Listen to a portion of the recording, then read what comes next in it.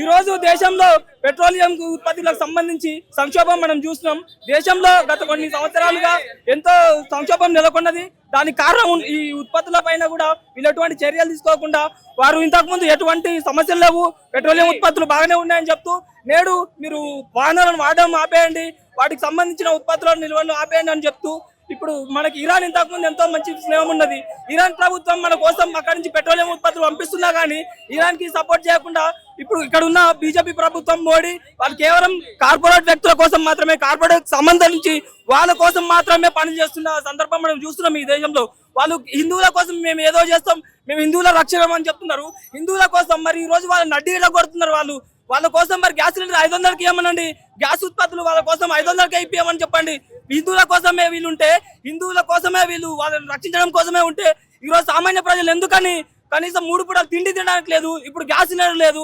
మాలాంటి యువకులు ఏదో చేయాలని ఉద్యోగాలు లేక మేము ఉద్యోగాలు లేనప్పుడు పరిస్థితుల్లో ఇప్పుడు బిజినెస్ పెట్టుకొని ఏదో చేయాలనుకుంటే అప్పుడు గ్యాస్ సిలిండర్ లేక కనీసం మేము పెట్టుకున్న బిజినెస్ కూడా రన్ కానీ పరిస్థితుల్లో ఈరోజు ఈ దేశంలో యువత ఉన్నారు. దాదాపు 90% ఉన్న యువత ఈ దేశంలో నిరుద్యోగంతో ఉన్నారు. వాళ్ళు పెట్టుకునే బిజినెస్లు కూడా ఇప్పుడు ఏం లేవు. గ్యాస్ సిలిండర్లే అందుబాటులో లేనప్పుడు ప్రజలకు తినడానికి తిండి ఎట్లా ఉంటుంది? మళ్ళీ కట్టెల పొయ్యిలకు పోమని చెప్పి ఈ ప్రభుత్వం చెప్తారు. కట్టెల పొయ్యిలు వాడుకునే స్థితిలో ఉన్నారా? కనీసం మోడీ కామన్ సెన్స్ ఉండదు. చదువుకున్నాను తెలుస్తుంది విషయం, వాడు చదువుకోలేదు. ఆ యూనియన్ మినిస్ట్రీ మొత్తం చదువుకునే వాళ్ళు పెడితే ఏం తెలుస్తుందండి? చదువుకుంటే ఈ ప్రజలకున్న బాధలు తెలుస్తాయి. అవును, ఒకవేళ పేద ప్రజల కోసం పని చేస్తున్న వాళ్ళైతే మరి గ్యాస్ సిలిండర్ ధరలు పెంచుతుంటే వాళ్ళు ఏం చేస్తున్నారండి? వాళ్ళు తక్కువగా ఇవ్వాలి.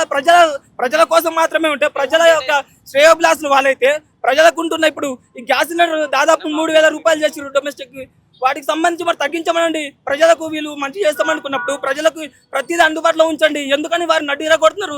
ఇలా ప్రతిదీ కార్పొరేట్ కోసం, కార్పొరేట్ శక్తుల కోసం వీళ్ళు పనిచేస్తున్నారు తప్పితే మోడీకి ఏమైనా తెలివి ఉన్నదా అండి? ప్రజల కోసం ప్రభుత్వం ఏర్పాటు చేసిన, కార్పొరేట్ వ్యక్తుల కోసం ప్రభుత్వం ఏర్పాటు చేసిన ఈ రోజు మేము డిమాండ్ చేస్తున్నది ఏమంటే తక్షణమే మీరు గ్యాస్ సిలిండర్ల కొరత వీటిపైన రేట్లు ఎందుకు పెంచుతున్నారని నాకు అర్థం కాక అడుగుతున్నా. గ్యాస్ కి సంబంధించి ఎటువంటి బాధ లేదు, అందరికి అందుబాటులో ఉన్నాయని చెప్పిండ్రు. మరి ఇలా గ్యాస్ సిలిండర్లను తగ్గించుకోండి, మీరు వాడకాలు ఆపండి అని ఎట్లా చెప్తున్నారండి? బండ్లు వాడడం ఆపేయమంటున్నారు. ఏ విధంగా చూడాలి దీన్ని? ఈ కామ్రేడ్స్ కి అసలు బీజేపీ పార్టీ అంటే నచ్చదు, అందుకే ఏదో ఒకటి మోడేసుకుంటారు మాట్లాడుతున్నారు. కామ్రేడ్స్ అనే కాదండి, నేను ఒక విషయం చెప్తున్నా. ప్రభుత్వం ఏదున్నా, యూనియన్ లో ఉన్నా కానీ ఎక్కడ ఉన్నా కానీ ప్రభుత్వాన్ని మీ ఏ ప్రభుత్వమైనా ప్రజల పైన ఇటువంటి ట్యాక్స్ భారాలు వేస్తే మేము ప్రజల కోసం ప్రతిసారి మాట్లాడతాం, ఇప్పుడు మాట్లాడతాం. బీజేపీ అనే కాదు, కాంగ్రెస్ ప్రభుత్వం ఉన్నా మేము మాట్లాడతాం. ప్రజలపైన ఇటువంటి భారాలు మోపినప్పుడు, వారిని అడ్డీరగా చెప్తున్నప్పుడు కనీసం వాళ్ళ పక్షాన మాట్లాడడానికి ఉన్నది కాంగ్రెస్ ఏ పార్టీ ఉన్నా కానీ మాట్లాడేది కేవలం సిపిఐ మాత్రమే.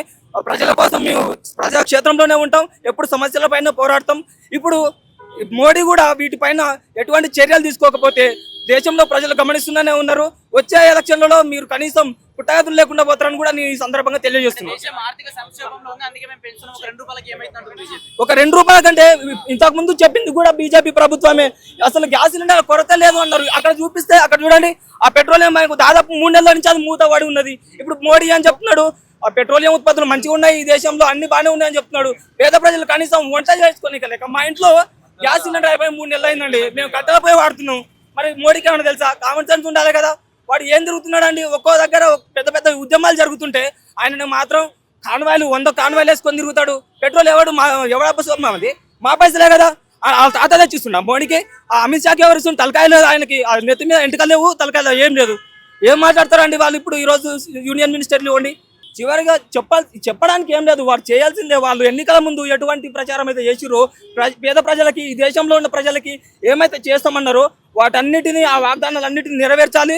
లేకపోతే మాత్రం ప్రజలతో పాటు ప్రజల మధ్యలో ఉండి పెద్ద ఎత్తున ఉద్యమాలు లేవదీస్తాం. నెక్స్ట్ వీళ్ళు కూడా ఎటు పాకిస్తాన్, ప్రతిసారి పాకిస్తాన్ అంటారే, ఇప్పుడు పాకిస్తాన్ కన్నా కూడా దిగజారిపోయే పరిస్థితుల్లో వాళ్ళు ఉన్నారు. కాబట్టి ఈ సందర్భంగా మేము తెలియజేసేది ఒకటే, మీరు దేశంలో ప్రజల పైన ఎటువంటి భారం వేయకుండా వాళ్ళకి గ్యాస్ సిలిండర్లు ముఖ్యంగా తిన్నవి వండుకోవాలంటే గ్యాస్ సిలిండర్ ఉండాలండి. ఇలా పొద్దున లేస్తే గ్యాస్ సిలిండర్ కావాలి, పడుకునే ముందర ఛాయ్ తాగాలంటే వాడు ఛాయ్ ఎట్లా అమ్ముకున్నాడు కదండి, మోడీ ఛాయ్ అమ్ముకున్నాడు. మరి అట్లాంటి తెలియదు గ్యాస్ సిలిండర్ల కొరత ఎట్లుంటుందో అని.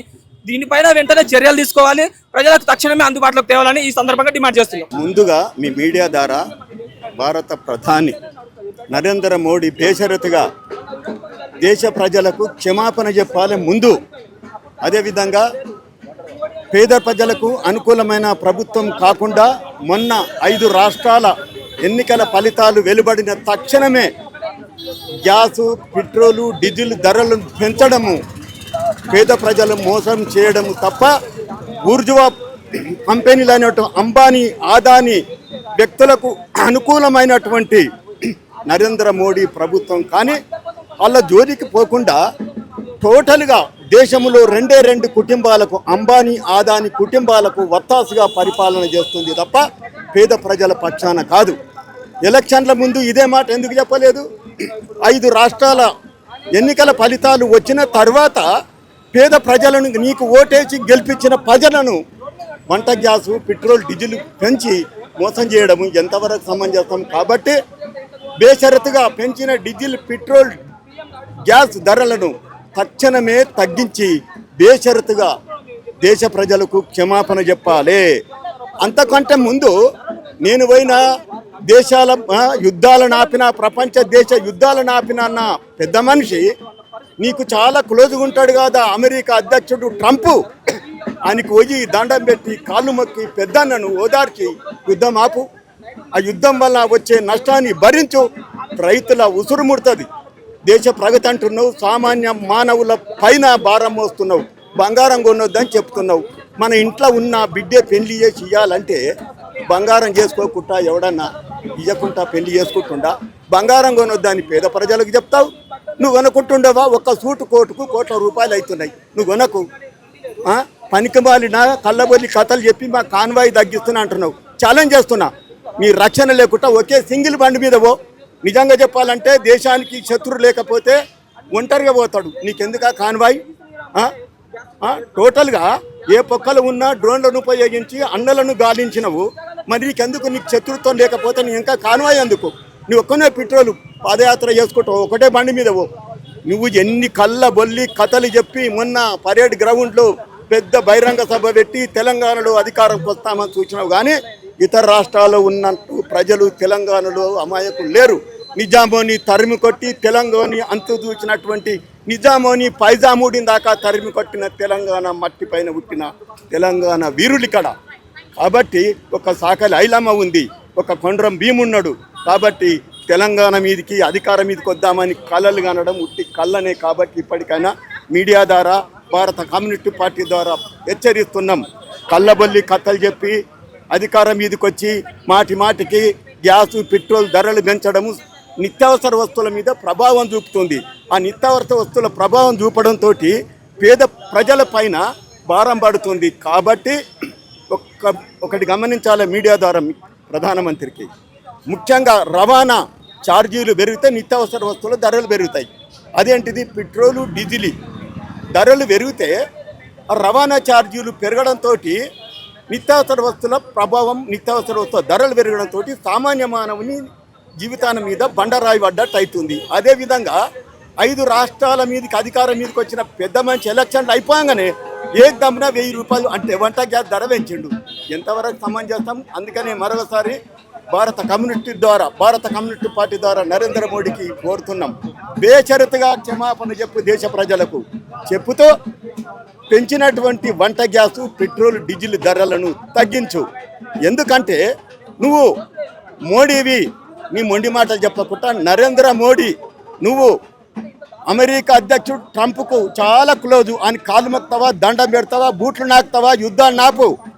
భారతదేశ ప్రజల పక్షాన ఉండి ఆ పెరిగిన ధరలను ప్రజల పక్షాన ఉండి, కానీ దేశంలో 2 ఆదాని, అంబానీ పక్షాన మాత్రం ఉంటే నిరంతరం ఎర్రజెండా భారత కమ్యూనిస్ట్ పార్టీ ప్రజల పక్షాన ఉంటూ ఇప్పుడు కలలుగా అంటున్నావు ఏది? It is not a life permanent the politician. ఇప్పుడు నువ్వు ఏగుతుండొచ్చు, ఒక్కసారి 92 సంవత్సరం చూస్తుంటే దేశంలో 2 మీరున్నారు. మేము కూడా అధికారం మీదకి రావచ్చు. బ్రహ్మంగారే చెప్పిండు, అది అవినీతి రాజకీయం అయినాక, మతోన్మాదం అయినాక అంతిమంగా సమాంతర పాలన కమ్యూనిస్టు లేలునని బ్రహ్మంగారే చెప్పిండు. కాబట్టి బ్రహ్మంగారు చెప్పింది అక్షర సత్యం అవుతుంది. కమ్యూనిస్టులు రాజ్యం ఏలుతారు, అప్పుడు దేశంలో సమాంతర పాలన వస్తుంది, నీ పాపాలు పండుతాయి, నువ్వు జైలుకోక తప్పదు అని మరొకసారి ఫైనల్గా విజ్ఞప్తి అనుకో, డిమాండ్ అనుకో. బేషరతుగా దేశ ప్రజలకు క్షమాపణ చెప్పి పెంచిన డీజిల్, పెట్రోల్, గ్యాస్ ధరలను తగ్గిస్తూ ప్రజల పక్షాన ఉండి కానీ అంబానీ, ఆదాని నిన్ను కాపాడలేరు.